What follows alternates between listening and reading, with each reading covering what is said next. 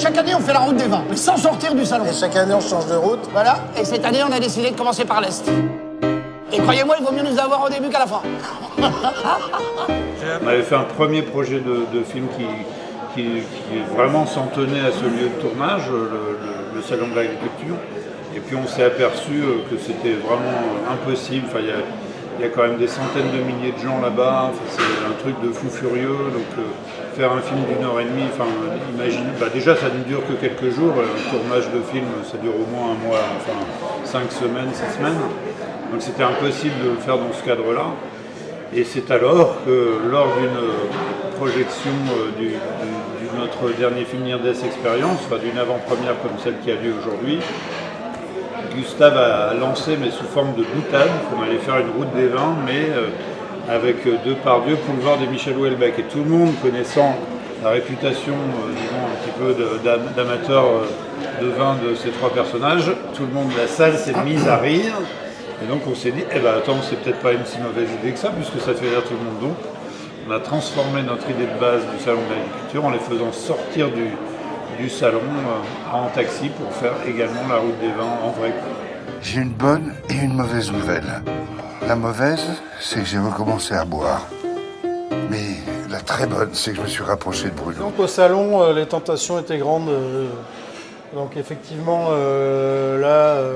mais sans dérapage, mais disons que ils sont tellement populaires, Gérard et Benoît, que tous les stands étaient ouverts pour eux et il y avait du vin à volonté pour eux, donc les tentations étaient fortes. Et puis à la fois, je sais que Benoît voulait se mettre un petit peu en condition et il avait raison d'ailleurs, pour jouer à quelqu'un d'un peu sous, c'est toujours, je trouve, une bonne idée de se mettre un peu en condition. Donc là, effectivement, on a fait ces 3 jours de tournage de cette façon-là. Et puis après, par contre, sur le vrai trajet de la route des vins qu'on a fait en grande partie, là, on est resté quand même dans les limites du raisonnable pour pouvoir faire un film, parce que sinon... C'est la galère avec les femmes, hein. Je me trompe? Non. C'est veste sur veste. Non, ça marche pas très bien. Moi, je suis un peu...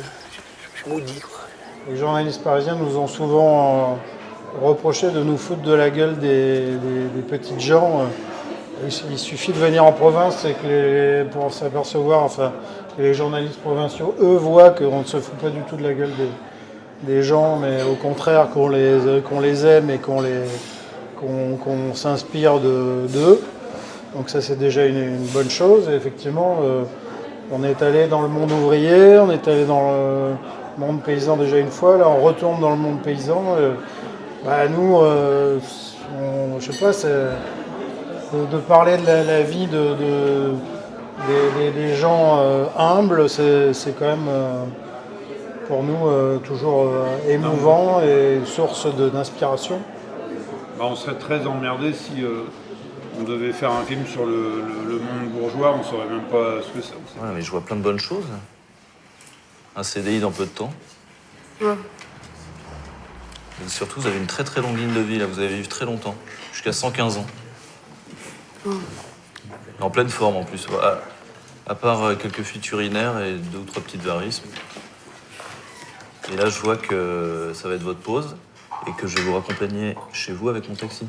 L'avantage aussi, c'est qu'en étant Grolandais, on rencontre beaucoup de Grolandais extraordinaires. Et pas plus tard qu'hier, j'ai parlé 10 minutes avec un SDF Grolandais, justement.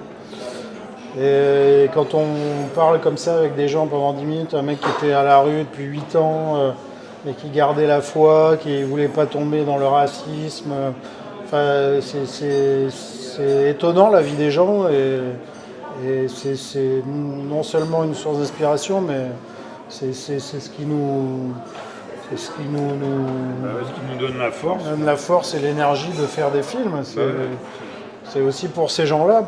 Moi, ce mec-là, il m'a vachement ému. Et s'il pouvait avoir la chance de voir nos films, d'ailleurs, il en avait vu un ou deux, mais c'est pour ce genre de personnes qu'on fait des films. Et puis que ça reste sur la pellicule. Enfin, tous ceux qui travaillent sur nos films, enfin qu'on voit à l'écran, c'est des gens dont on a fait la rencontre et qu'on trouve extraordinaires, alors qu'ils soient acteurs ou pas. Mais on a envie, ils sont d'une telle poésie qu'on a envie de les mettre sur la pellicule, quoi. Vous vous rendez compte, la dette, elle augmente de 12 milliards d'euros par mois. Y a pas de solution, ils disent tous. Comment on va faire, Jean? Comment on va faire? Moi, je suis prête à travailler gratuitement les jours fériés s'il faut. Je suis prête à ce qu'on dérembourse tous les médicaments, à ce qu'on supprime la location logement. Mais je sais qu'on dépense trop. Le prophète qui est dans le film, il y a un prophète, mais c'est un vrai prophète. C'est vraiment un mec que j'ai rencontré dans un bar et c'est un vrai prophète. Il joue pas le rôle d'un prophète. Il discute vraiment avec Dieu tous les soirs chez lui. Il s'appelle Jean-Louis. Il est Jean-Louiste. Enfin, comme moi, je suis devenu Jean-Louiste depuis.